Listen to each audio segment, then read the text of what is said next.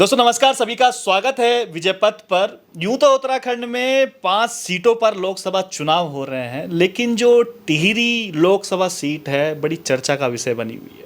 उसी में ही एक नाम है बॉबी पंवार और टिहरी लोकसभा क्षेत्र से लड़ रहे हैं।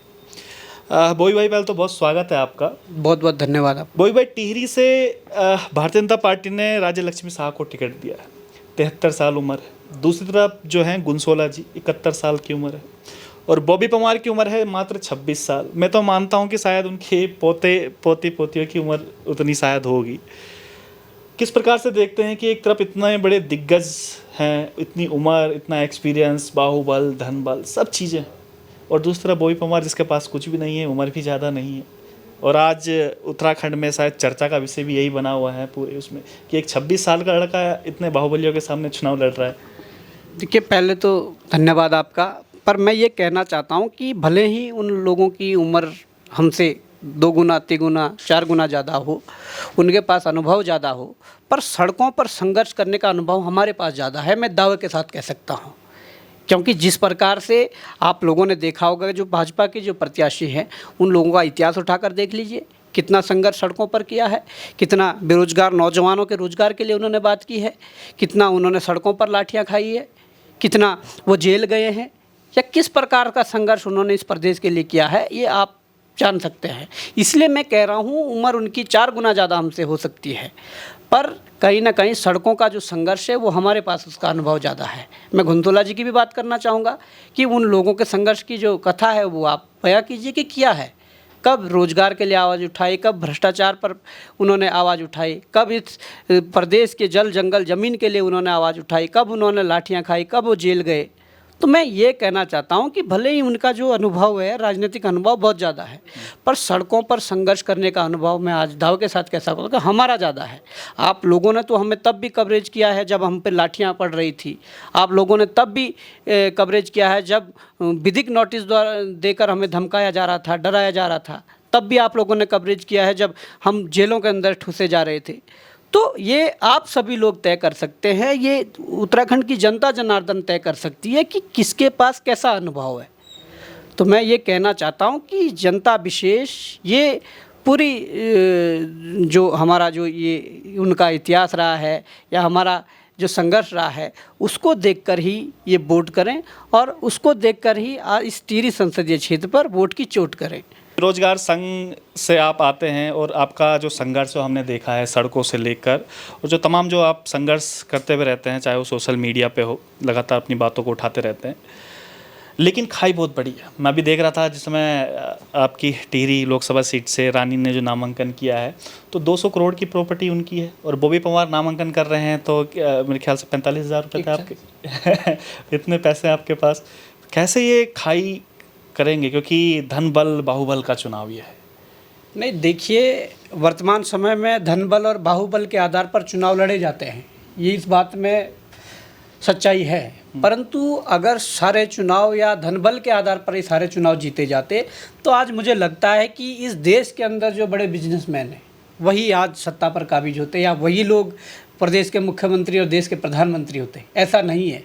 कहीं ना कहीं जब जनता शोषित होती है, जब जनता का शोषण होता है, जब लंबे समय से चेंजेस नहीं हुए होते हैं, तो कहीं ना कहीं देखो समय की ज़रूरत बदलाव होती है, और वो निश्चित तौर पर जब जब एक लंबा पीरियड किसी पार्टी को सत्ता में रहते हुए हो जाता है तो बदलाव निश्चित होते हैं। और जिस प्रकार से हम देख पा रहे हैं कि टिहरी संसदीय क्षेत्र में जिस प्रकार से हमने भ्रमण किया है, पहले तो अपनी दावेदारी पेश करने को लेकर जब तक आचार संहिता लगने से पहले तक 11 विधानसभाओं का हमने दौरा किया। जो प्यार और समर्थन जनता का मिल रहा था, तो कहीं ना कहीं उससे तो समझ आ रहा था कि जनता इस बार बदलाव का मन बना चुकी है। लेकिन फिर वही बात है ना कि अभी डंडे पोस्टर छपवाने हैं, चुनाव चिन्ह आपको मिल गया है, अब गाड़ियों भी चल रहे होंगे, तो कुछ लोग भी आपके साथ हैं, गाड़ियों में पेट्रोल भी भरवाना है, तो वो कैसे होगा? उनके पास तो बहुत बहुत धन है, उनके पास अपनी टीम भी है, आपके पास तो टीम किस प्रकार से है, उनका भी खर्चा उठाना है, फिर उसके बाद जो जगह जगह आपका कार्यालय जो खुलेंगे वो किस प्रकार से हो? नहीं, देखिए, जनता चुनाव लड़वा रही है और जनता ही ये सारा खर्चा वहन करेंगी। जिस प्रकार से मैं समझता हूँ कि आज तक जो हमने इतने दौरे कर दिए हैं, लोगों के बीच जा रहे हैं, हमारी गाड़ियाँ जा रही है, हम लोग जा रहे हैं, तेल पानी का खर्चा लग रहा है, खाना पीने का खर्चा लग रहा है, जगह जगह कार्यालय खुल रहे हैं, लोग अपनी तरफ से फ़ोन कॉल करके बता रहे हैं कि इस जगह पर मैं और कार्यालय खोलूँगा और मेरी तरफ से सारा खर्चा होगा। अच्छा। तो इस प्रकार का प्यार जब जनता देने लग जाए, इस प्रकार की भावनाएं जब जनता के दिल में मन में आ जाएं, तो मुझे लगता है कि चुनाव कोई बड़ी बात नहीं है। हम उनके पास अगर धन बल है तो हमारे पास जनता जनार्दन का प्यार है, उनका समर्थन है। लगातार नोटिस भी आ रहे हैं लोगों को। मैं देख रहा था अभी गुडियाल जी को भी ईडी का नोटिस आया है। डराने धमकाने की भी कोशिश कहा जा सकते हैं। आज का ही मैं अखबार पढ़ रहा था, इसमें कई 100 करोड़ का नोटिस आया है उनको। तो बॉबी पवार को भी कहीं से कुछ इस प्रकार से थ्रेट की, बस तो खैर आपके खातों वगैरह की जांच वगैरह तो हो गई है सारी की सारी, तो कुछ इस प्रकार से दबाव बनाने की कोशिश या बड़े नेताओं का फ़ोन कि भाई क्या कर रहा है, आ जा पार्टी में आ जा, इस प्रकार से कुछ? देखिए, जिस प्रकार से नोटिस देना, मुकदमों का डर दिखाना, जेल का डर दिखाना, ईडी सीबीआई का डर दिखाना, ये तो हम पे कई बार ये बातें लागू हो चुकी है, कई बार इस परिस्थिति से गुजर चुके हैं। तो हम लोग जब गलत नहीं हैं तो आप लोग किस प्रकार से हम पर, ठीक है, झूठे मुकदमे लगा सकते हैं, ज़बरदस्ती करके जेल में डाल सकते हैं, पर आप जनता के सामने, इस समाज के सामने क्या दिखाओगे? अगर वर्तमान समय में इस प्रकार से जो तानाशाही चल रही है, मैं मानता हूं कि अगर किसी नेता ने, किसी अधिकारी ने अगर भ्रष्टाचार किया है, उसने गलत किया है, तो उसको उसकी किए की सज़ा मिलनी चाहिए और मिले। पर अगर जानबूझकर कोई ईमानदारी के रास्ते पर चल रहा हो और सही को सही और गलत को गलत बोलने की हिम्मत रख रहा हो या बोल रहा हो, तो मुझे लगता है कि अगर उनके खिलाफ इस प्रकार के नोटिस, इस प्रकार की जांचें, इस प्रकार का षड्यंत्र या इस प्रकार का दबाव सरकार द्वारा किया जा रहा है, तो मुझे लगता है तो ये कहीं ना कहीं लोकतंत्र के लिए शुभ संकेत नहीं है। ये लोकतंत्र के गले घोटने की ये कोशिश है, और जो कि हमारे भविष्य के लिए भी, इस देश के लिए भी ये शुभ संकेत नहीं है। चलिए, एक लोगों के बीच एक परसेप्शन बना हुआ है कि रानी 5 साल में केवल एक आधी बारी दिखाई देती है, क्योंकि बहुत सारे लोग हैं जिन्होंने रानी का चेहरा शायद अभी देखा हो चुनाव में। भले ही रानी को लोग पसंद ना कर रहे हों या इतना नहीं मानते हैं कि भाई रानी को वोट दिया जाए, लेकिन उनके पास मोदी है और लोगों के पास बॉबी है, और मोदी की फ्रेंड फॉलोइंग आप समझ ही सकते हैं कितनी। तो उससे कैसे निपटेंगे? किस प्रकार से? लोग तो कहेंगे कि चलो यार, हम तो सेंटर में कम से कम मोदी को देख के वोट दे रहे हैं। नहीं, देखिए, ये लड़ाई मोदी वर्सेज राहुल की है ही नहीं। ये लड़ाई तो यहाँ के रोजगार की है, ये लड़ाई यहाँ पर भ्रष्टाचार पर प्रहार करने की है, ये लड़ाई यहाँ के उन लोगों को जेल डालने की है जिन लोगों ने युवाओं के भविष्य को बेचा। ये लड़ाई तो यहाँ उन लोगों के खिलाफ है जिन लोगों ने बहन अंकिता भंडारी जैसे हत्याकांड किए। ये लड़ाई तो यहाँ पर यहाँ के अपने संसाधनों को अपने हाथ में लेकर अपने लोगों के संसाधनों को बचाने की है। ये लड़ाई तो जल जंगल ज़मीन की है। अब मैं ये कहना चाहता हूँ कि मोदी जी आए और मोदी जी आकर यहाँ से बहन अंकिता भंडारी प्रकरण में सीबीआई जांच की घोषणा करें। मैं तो चाहता हूँ मोदी जी आए यहाँ पर, जो मोदी जी राजस्थान में जाकर वहाँ युवाओं को आश्वासन देते हैं, जब उनकी सरकार वहाँ नहीं थी, कि हम यहाँ पर भर्ती घोटालों की सीबीआई जांच करेंगे। तो मोदी जी उत्तराखंड आए और उत्तराखंड में भी कहें कि यहाँ पर युवाओं के भविष्य को देखते हुए यहाँ सीबीआई जांच की हम घोषणा करते हैं। और यहाँ पर मोदी जी आएँ और कहें, जिस जल जंगल ज़मीन और भू कानून मूल निवास के लिए उत्तराखंड का युवा सड़कों पर है, उत्तराखंड का समूचा समाज सड़कों पर है, मैं उसके लिए उन मूल निवास और भू कानून के लिए भी इजाज़त देता हूँ, उसे लागू करता हूँ। तो देखिए, मोदी जी के पास भी जो वास्तविक मुद्दे हैं वो पहुँचाने के लिए कोई लोग होने चाहिए, चेहरा बहुत कोई बड़ा प्रत्याशी होना चाहिए। चेहरा बहुत बड़ा है मोदी जी। वो आते हैं, लोग इन्फ्लुएंस हो जाते हैं जब वो गढ़वाली में भाषण देंगे। मैंने बता हो सकता है इस बार जौनसारी में भी भाषण दें। मैं ये कहता हूँ कि अगर गढ़वाली में भाषण देने से इस क्षेत्र का विकास हो सकता है, तो आप लोग स्वतंत्र हो, आप लोग वोट कर दीजिए। अगर 2 शब्द गढ़वाली बोलने से, 2 शब्द जौनसारी बोलने से, 2 शब्द कुमाऊनी बोलने से अगर क्षेत्र का तरक्की विकास हो सकता है, तो आप बेशक वोट दीजिए। पर आप लोगों को जब ये पता है कि आपके बीच का व्यक्ति जो लंबे समय से जो सड़कों पर संघर्ष कर रहा है, जो आपके जनहित जो वास्तविक मुद्दे हैं उन मुद्दों के लिए संघर्ष कर रहा है, तो हम लोगों का कर्तव्य भी है और हम लोग कर भी रहे हैं।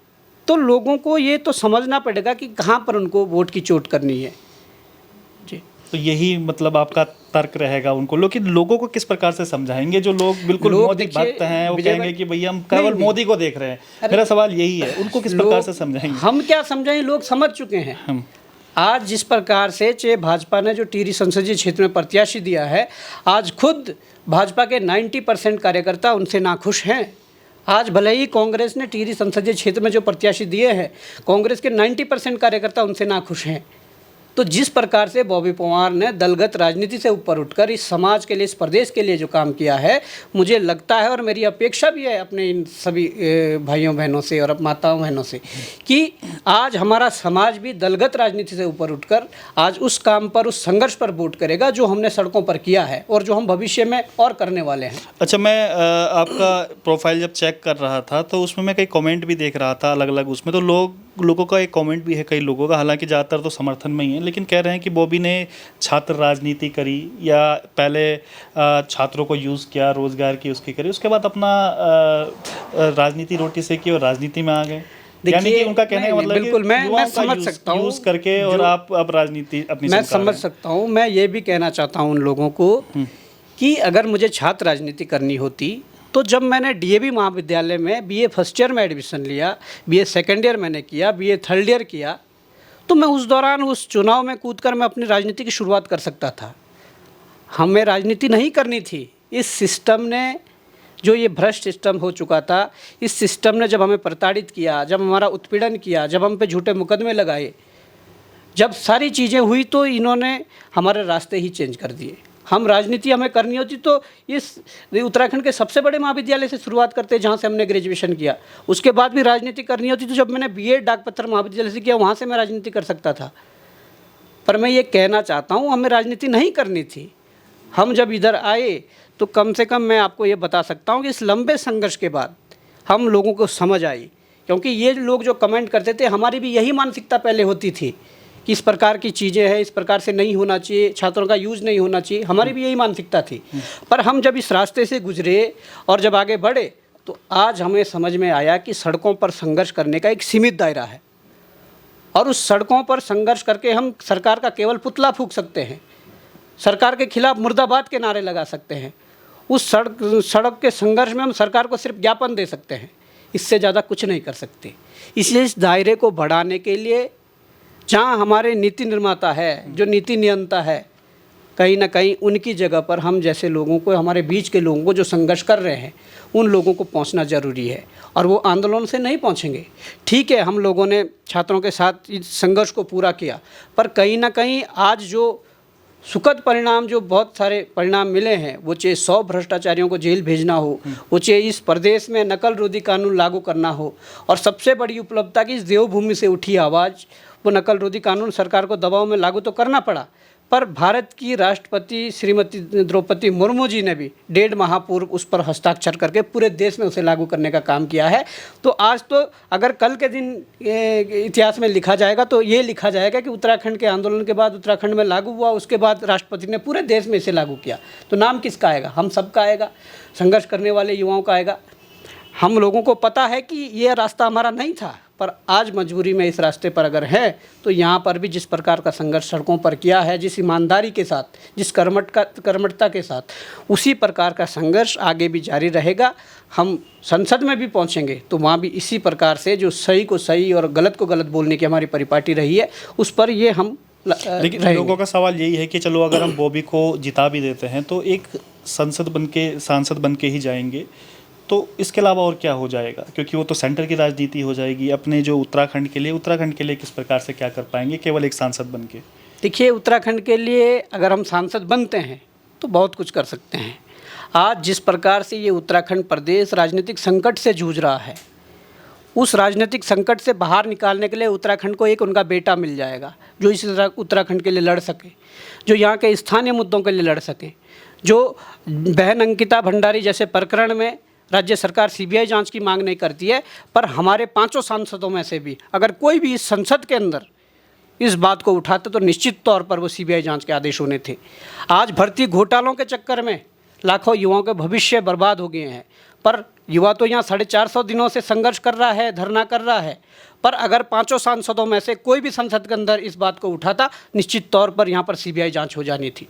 जिस प्रकार से यहाँ मुख्यमंत्री ने फर्जी एसडीएम, फर्जी अधिकारी जो बनाए हैं, जो घोटाले और भी हुए हैं, यहाँ की सरकार तो कुछ नहीं कर रही, पर यहाँ के सांसदों में जान होती तो कहीं ना कहीं अगर वो संसद के भीतर इस बात को उठाते कि उत्तराखंड में ये काम हो रहे हैं, फर्जी एसडीएम बनाए जा रहे हैं और वहाँ की सरकार इस पर कार्रवाई नहीं कर रही है। अगर संसद के अंदर ये उठता तो मुझे लगता कि निश्चित तौर पर मुख्यमंत्री भी बदले जाते और जिन जिन लोगों ने करप्शन किया है उन पर भी कार्रवाई होती। तो यही फ़र्क होता है और यही मैं कहना चाहूँगा कि आप एक नेता को नहीं, एक बेटा चुनोगे जो इस उत्तराखंड में जिस प्रकार से हमारे साथ जो कारवां जुड़ रहा है, जो हमें सहयोग कर रहा है, जिस प्रकार से लोग जुड़ते चले जा रहे हैं, तो मुझे लगता है कि जो 24 वर्षों बाद ही सही पर कहीं ना कहीं अब जो लोग सोचते थे, जो लड़ाई लोगों ने लड़ी थी, हमारे लोगों ने लड़ी थी कि उत्तराखंड बनाना है, तो शायद ये लड़ाई अब कन्वर्ट होने वाली कि उत्तराखंड बचाना है और वो तभी बचेगा जब हमारे बीच के लोग वहाँ पर जाएंगे। लाखा मंडल से आप आते हैं और चक्राता विधानसभा में 2 कद्दावर नेता हैं, एक है प्रीतम सिंह, दूसरा है मुन्ना सिंह चौहान। तो ये स्वाभाविक सी बात है कि वो नहीं चाहेंगे कि बॉबी पंवार जीत के आएँ या बॉबी पंवार एक चक्राता से जो वोट बैंक है वो बॉबी पंवार को मिले।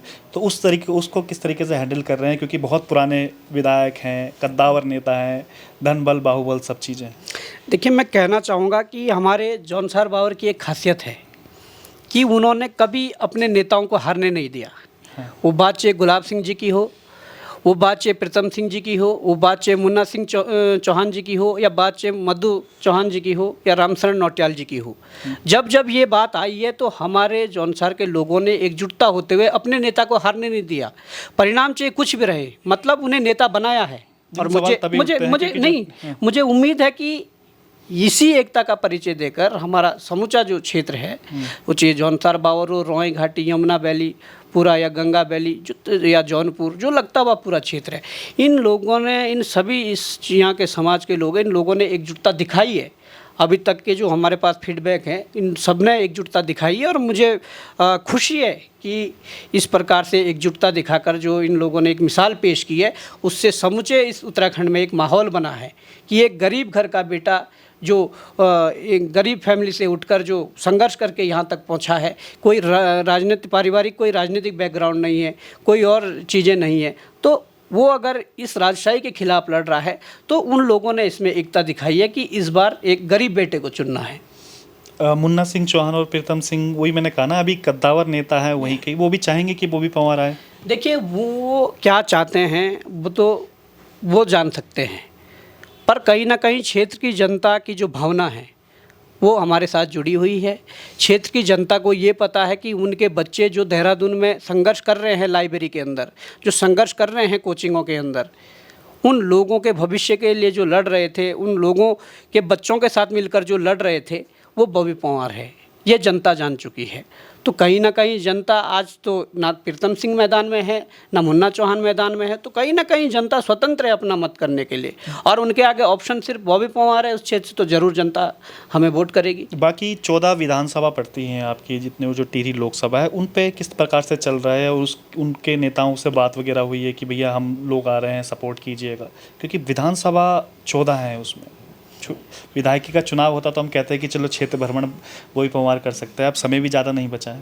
नहीं, मैं वही कहना चाहूँगा कि जिस प्रकार से हम जनता के बीच जा रहे हैं, लगातार जा रहे हैं, 11 विधानसभाओं का दौरा पहले भी किया था और अभी भी लगातार कर रहे हैं, और कल से ही हम टिहरी भ्रमण पर निकलने वाले हैं, जिसमें 3 विधानसभाएँ हैं। तो जिस प्रकार का प्यार और समर्थन मिल रहा है, मैंने अभी आपको कहा कि कांग्रेस के 90% कार्यकर्ता नाखुश है उनके कैंडिडेट से, भाजपा के 90% के कार्यकर्ता नाखुश है, तो वो कहीं ना कहीं हमारे समर्थन में हमारे लिए काम कर रहे हैं। अच्छा, वो सबसे बड़ी खुशी की बात है, या सबसे बड़ी सौभाग्य की बात हमारे लिए यह है कि लोग अपने तरीके से, जिन्हें मैं जानता भी नहीं हूँ, जिनसे आज तक मिला भी नहीं हूँ, वो लोग अपने स्तर से काम पर लगे हुए हैं, और अपने स्तर पर, अपने बूथ, अपने गांव में वो ये मानकर चल रहे हैं कि बॉबी पंवार प्रत्याशी नहीं है, वो ये मानकर चल रहे हैं कि मैं अपने बूथ पर खुद प्रत्याशी हूँ। ऐसे कार्यकर्ता जिस कैंडिडेट को मिल जाए, ऐसा प्यार जिस कैंडिडेट को मिल जाए, तो मुझे लगता है कि उसका जीतना तो कहीं ना कहीं पूरी तरीके से वो जीतेंगे। अच्छा, एक वीडियो जिसकी मैं बार बार बात कर रहा था, जहाँ पर गणेश जोशी थे और उसके साथ साथ राजा लक्ष्मी शाह जी थी, वो आए और लोगों ने एक प्रकार से उन्हें भगा दिया वहाँ से कि भैया आपने काम वगैरह नहीं किया है। कई लोग ये कह रहे हैं भाजपा से ही कि भाई ये बॉबी पंवार का प्री प्लान था, इस प्रकार से जहाँ जहाँ हमारी रैलियाँ हो रही है जानबूझ के लोग भेज रहे हैं वहाँ पर, इस प्रकार के नारे लगाए जा रहे हैं। नहीं, मैं भाजपा के लोगों से ये कहना चाहूँगा जो आरोप लगा रहे हैं, क्योंकि कई वीडियोस नहीं, जो आरोप लगा रहे हैं, एक तरफ वो बयानबाजी कर रहे हैं कि बॉबी पंवार के पास 4 बूथों पर लोग नहीं है। हाँ। तो भाई अगर गढ़ी कैंट विधानसभा में गणेश जोशी और माला राज्य लक्ष्मी शाह जी का विरोध हो रहा है, उसके बाद मुख्यमंत्री की जो रोड शो पुरोला में हुआ है वहाँ पर विरोध हो रहा है, आज केम्प्टी में उनके रैली का विरोध हो रहा है, तो जब बॉबी पवार के पास 4 बूथों पर कार्यकर्ता नहीं है तो बॉबी पवार कैसे विरोध करवा सकता है? ये तो जनता की भावनाएं हैं, जनता की भावनाएं भड़की हुई है। जब सरकारों ने काम नहीं किया है, जब प्रत्याशियों ने जब काम नहीं किया है, जो संसद 3 बार चुनकर गई है, उन लोगों ने इस क्षेत्र के विकास के लिए जो पैसा आया था उस पैसों को भी हर बार वापस भेजने का काम किया है, उस बजट को वापस भेजने का काम किया है, तो जनता आक्रोशित तो होगी, और जनता आक्रोशित है तो वो चुनाव परिणाम में है। लेकिन वहाँ पे बॉबी पवार के नारे लग रहे हैं। नहीं, देखिए, उन लोगों को पता है जिस प्रकार से राष्ट्रीय राजनीतिक दलों ने जो प्रत्याशी दिए हैं वो निष्क्रिय है, उनकी सक्रियता बता दीजिए। मैं कांग्रेस के ही लोगों से पूछना चाहूँगा कि आप अपने प्रत्याशी की सक्रियता बता दीजिए, कब प्रत्याशी ने क्या काम किए हैं, कितना संघर्ष सड़कों पर किया है, किस मुद्दों पर मुखरता से सामने आए हैं। मैं भाजपा के कार्यकर्ताओं से कहना चाहूँगा कि आप अपने जो महारानी राज्य लक्ष्मी शाह जी हैं उनकी सक्रियता बता दीजिए, किस मुद्दे पर उन्होंने मुँह खोला है, किस मुद्दे पर प्रमुखता से बोला है। तो ये जनता पढ़ी लिखी जनता है, ये समझ चुकी है कि उनके सुख दुख में, उनकी समस्याओं के निवारण के लिए उनके साथ खड़ा होने वाला व्यक्ति कौन है, और ये जनता भली भांति समझ चुकी है। और सबसे बड़ी बात यह है कि हमारे साथ जो तैयारी करने वाला जो युवा है, जो बड़ा तबका है, उन लोगों ने आज ये कोशिशें शुरू कर दी है कि वो अपने वोट के साथ साथ अपने माँ बाप को घर घर जाकर समझा रहे हैं कि बॉबी पवार क्यों ज़रूरी है। बूबी भाई, ये क्या मैजिक है ऐसा कि एक बिल्कुल लो मिडिल क्लास फैमिली से आने वाला लड़का, और अब हर जगह उसके नारे लग रहे हैं, जो करोड़ों रुपए जिनके पास है, संसद में वो रह चुकी हैं, जिनके पास पूरा ताम झाम है, बॉबी पवार उन पे भारी पड़ रहा है। थोड़ा ये मैजिक मैं भी जानना चाहूँगा, हमारी जनता भी जानना चाहेगी कि बॉबी पवार में ऐसा क्या मैजिक है भैया, कल का आया हुआ लड़का और आज हर जगह ये बातें हो रही हैं। हम आध्यात्मिक लोग हैं, हम सनातन को मानने वाले लोग हैं, और हम ये बचपन से मतलब सीखे हैं, या हमारे संस्कृति में ये है कि इस देवभूमि के अंदर जो ईमानदारी से काम करेंगे, जो लोग ईमानदारी के साथ काम करेंगे, उसके ऊपर यहाँ के देवी देवताओं का आशीर्वाद रहेगा। ये आप आज लिख के ले लो। जो कोई छल कपट नहीं करेगा और ईमानदारी से संघर्ष करता रहेगा, उसके ऊपर यहाँ के देवी देवताओं का आशीर्वाद रहेगा। और जो इस देवभूमि को बेचना चाहेगा, इस देवभूमि को भ्रष्टाचार की आग में झोंकना चाहेगा, वो करोड़पति हो, अरबपति हो, खरबपति हो, वो मायने नहीं रखता। उसके खिलाफ तो इस प्रकार के माहौल बनेंगे ही। तो मैं समझता हूँ कि हमारे ऊपर यहाँ के स्थानीय देवी देवताओं की कृपा है, और वही शक्ति हमें आगे बढ़ा रही है। और उसी शक्ति के कारण आज जिस प्रकार से हम खुले मैदान में चले हुए हैं, इतने नकल माफियाओं से टक्कर लेने के बाद, इस तानाशाही सत्ता से टक्कर लेने के बाद, अगर हम आज भी खुले मैदान में चल रहे हैं, बिना डरे, बिना झुके, बिना रुके, तो कहीं ना कहीं मुझे लगता है कि इन देवी देवताओं का आशीर्वाद है, बाबा बद्री केदार का आशीर्वाद, हमारे मासूम महाराज का आशीर्वाद, तमाम इस देवभूमि के इष्ट देवी देवताओं का आशीर्वाद है। मैं आपकी एक वीडियो भी देख रहा था कहीं पे इंटरव्यू, तो आपने वहाँ पे बोला है कि एक गार्ड की नौकरी के लिए भी आप गए थे। मैंने इंटरव्यू देखा था वो आपका। उसके अलावा कई और नौकरियों में भी आपने ट्राई किया है, अशोका लीलैंड का भी आपने जिक्र किया था। तो ये वाकई में सच बात है कि मोदी जी जैसे बोलते हैं कि मैं चाय बेचा करता था कि लोगों का संतावना वोट लेने के लिए। देखिए, मोदी जी ने चाय बेची या नहीं बेची, अब इसको तो प्रमाणित करना पड़ेगा, पर मेरे पास प्रमाण है। अगर मैं गार्ड की नौकरी के लिए SGRR जैसे कॉलेज में गया तो मेरे पास प्रमाण है कि मैं वहाँ गार्ड की नौकरी के लिए गया था। मैं अशोका लीलैंड में अगर गया तो अशोका लीलैंड का मेरे पास प्रमाण है कि मैं वहाँ नौकरी के लिए गया था। और 12वीं तक की जो शिक्षा दीक्षा है वो हमने ग्रामीण परिवेश से पूरी की है, और मेरे पास उसके प्रमाण हैं। मेरे पास कई गवाह हैं जो बता देंगे कि बॉबी पवार स्कूल जाने से पहले भी कभी खेतों में काम करने जाते थे, स्कूल आने के बाद भी खेतों में काम करने जाते थे, छुट्टियों में कभी बकरी के साथ, कभी गाय के साथ जाते थे। ये सबके पास हमारे हजारों लोग उसके साक्ष्य हैं। तो मैं ये कहना चाहता हूँ, हमें प्रमाण की ज़रूरत नहीं है, क्योंकि लोगों ने देखा है। हम तो जब यहाँ तैयारी करने भी आ गए थे, उसके बाद भी जब हमारी क्यारियाँ लगती है गर्मियों में, तो हम यहाँ से 1 महीने के लिए छुट्टी में जाते थे। आलू निकालते थे, धान रोपते थे। हम तो उस ज़मीन से उठे हुए व्यक्ति है, जहाँ से हमने सारा काम किया है, क्योंकि हमारा जो मुख्य जो हमारा कृषि और पशुपालन का है वही हमारा व्यवसाय है। हमारा घर परिवार, हमारे गांव समाज उसी से चलता है और आज भी हमारे घर के लोग उस कृषि और पशुपालन पर डिपेंड है। घर में 3 बहनें हैं, बड़े 2 भाई हैं, आप सबसे बड़े आप भाई हैं। तो एक लो मिडिल क्लास फैमिली का लड़का जो एक गार्ड की नौकरी के लिए गया, अन्य प्राइवेट नौकरी के लिए गया, तो ये कभी घर से भी दबाव नहीं आया? भाई पैसों की भी दिक्कत होती है, बहनों की भी शादी करनी है, तमाम चीज़ें हैं, क्योंकि पहाड़ में आप रहते हैं, वहाँ पे यहाँ पे भी किराए पे रहते हैं, देहरादून में शायद। देखिए क्या है कि एक तो हम सबसे बड़े हैं, हाँ हमसे बड़ा ना कोई भाई है ना बहन है। हाँ। तो सबसे हमने बड़ी जब रिस्पॉन्सिबिलिटी बिल्कुल जिम्मेदारी ज़्यादा है, जब हमने शुरुआत की तो हमें परिवार की ओर से बहुत दबाव आया, रिश्तेदारों की ओर से बहुत दबाव आया, हमारे जो घनिष्ठ मित्र होते थे वो बहुत दबाव डालते थे कि किस लाइन में आप चल रहे हो, आपके परिवार का क्या होगा, कैसे होगा। पर मैं ये कहना चाहता हूँ कि ठीक है, हम लोगों ने कमी खाई है, कमी झेली है, पर उसके बाद जो हमने ये संघर्ष किया, ये पीड़ा वो थी कि जिस प्रकार का छलावा, जिस प्रकार का षड्यंत्र हमारे खिलाफ हुआ है, वो षड्यंत्र भविष्य में किसी औरों के साथ ना हो। वो पीड़ा को लेकर जब आगे बढ़े तो कहीं ना कहीं जब प्रदेश के युवाओं का प्यार और समर्थन मिला तो कहीं ना कहीं मुझे वो कदम पीछे हटाने में मुझे बहुत समस्या हुई और मैं उस कदम को पीछे नहीं हटा सकता था। मैं उन युवाओं का भरोसा नहीं तोड़ना चाहता था। जो युवा सुबह से 100 युवा लगभग फ़ोन करते थे कि भाई जी यहाँ से ऐसा हो गया, ये हो गया, वो हो गया। मैं चाहता तो मैं अपने कदम पीछे हटाकर फिर से तैयारी में लगकर अपनी एक छोटी मोटी नौकरी ले सकता था, बिल्कुल। परंतु मुझे उन युवाओं का भरोसा नहीं तोड़ना था जो पिथौरागढ़ से फ़ोन करते थे, जो उत्तरकाशी के लास्ट कोने से फ़ोन करते थे, जो चमोली के माणा से फ़ोन करते थे। तो मैं उन युवाओं का विश्वास नहीं तोड़ना चाहता था। इसलिए जब निरंतर इसमें लगे रहे तो कहीं ना कहीं पढ़ाई एक ऐसी व्यवस्था है, एक ऐसा माध्यम है कि अगर आप किताब से 20 दिन दूर हो गए तो आपको फिर जीरो से शुरू करना पड़ता है। तो जब एक लंबे समय तक ऐसा चला तो हमारी पढ़ाई छूट गई और उस पढ़ाई छूटने के बाद जिस प्रकार से सरकार ने झूठे मुकदमे हम पर लगाए, जिस प्रकार से हमें प्रताड़ित किया गया, तो ये सारी चीज़ें, ये सारी घटनाएं जब हुई तो मजबूरन हमें आज यहाँ पर खड़ा होकर हमें इन लोगों के खिलाफ, जो लोग हमारे खिलाफ षड्यंत्र रच रहे थे, जिन लोगों ने हमें दबाने की और कुचलने की बात कही, आज उन लोगों के सामने ही खड़े होकर हम अपनी उस जनता जनार्दन के साथ खड़े हैं जिन्होंने हमें सड़कों पर संघर्ष किया है और हमारा साथ दिया है। ये कॉन्फिडेंस कहाँ से आया कि जो मैं बार बार गार्ड का जिक्र इसलिए कर रहा हूँ क्योंकि एक लो मिडिल क्लास फैमिली होगी जो गार्ड की नौकरी करेगी। मेरे ख्याल से 10-12 जो पास हो जाते हैं वो भी शायद गार्ड की नौकरी करना ज़्यादा। तो ये कॉन्फिडेंस कहाँ से आया कि आज सांसद का चुनाव लड़ रहे हैं? मजबूरियाँ इंसान से कुछ भी करवाती है। वो तो ठीक है, गार्ड की नौकरी थी, पर यह है कि मजबूरियाँ जो है इंसान से कुछ भी करवाती, हमारी मजबूरियाँ थी। वो तो हमारे चाचा जी, मामा जी वगैरह ने आश्वासन दिया कि पढ़ाई में अच्छे हो, पढ़ लोगे, कहीं कहीं नौकरी लग जाओगे। तो वो गार्ड की नौकरी छोड़कर फिर अपनी पढ़ाई दोबारा शुरू की।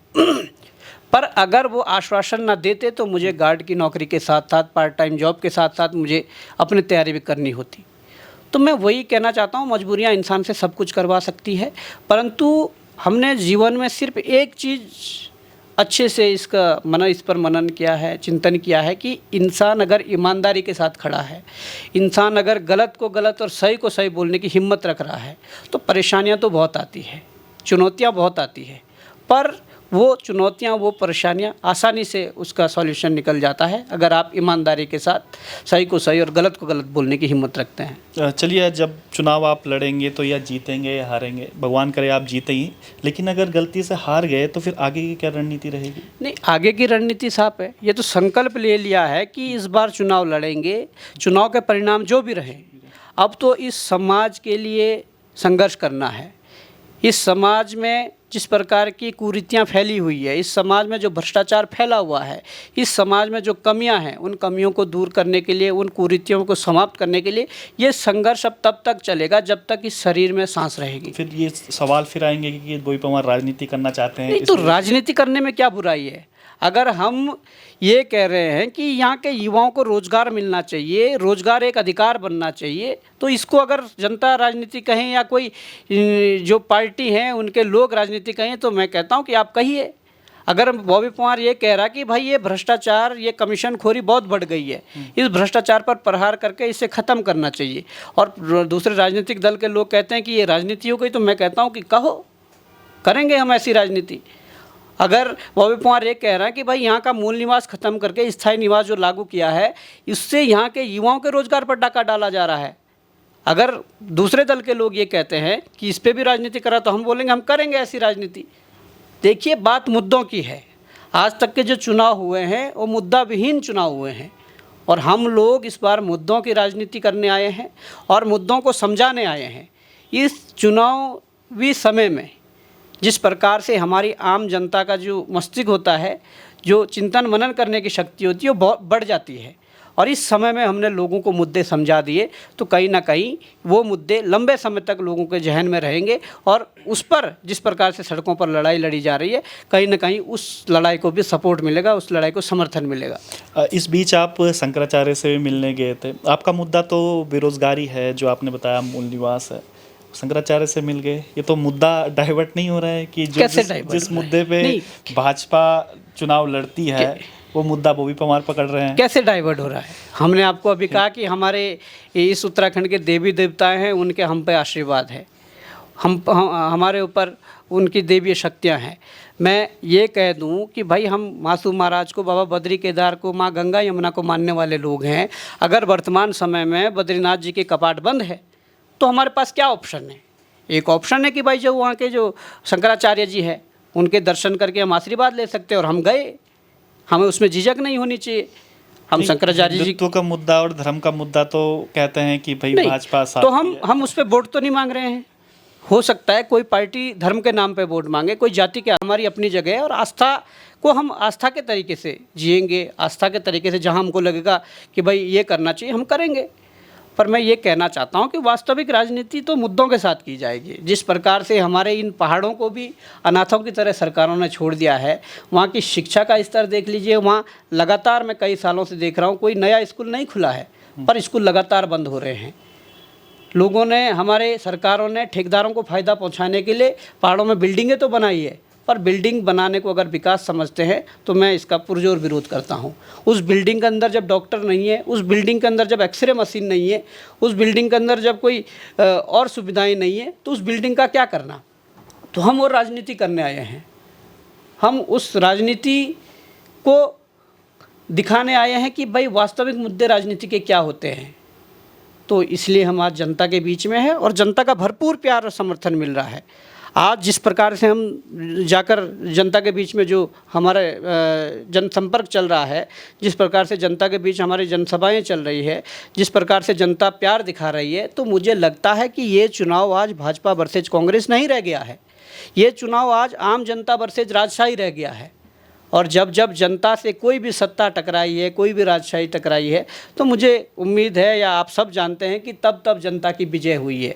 और ज़रूर इस बार टिहरी संसदीय क्षेत्र की जनता एक नया इतिहास का अध्याय लिखने की कोशिश करेगी, और होगा। घोषणा पत्र में क्या कुछ रहेगा इस बार? क्योंकि निर्दलीय के लिए बड़ा मुश्किल होता है कि घोषणा पत्र में क्या लिखे और क्या ना लिखे। नहीं, देखिए, घोषणा पत्र में जो होगा वो आपको 1-2 दिन में घोषणा पत्र जारी हो जाएगा।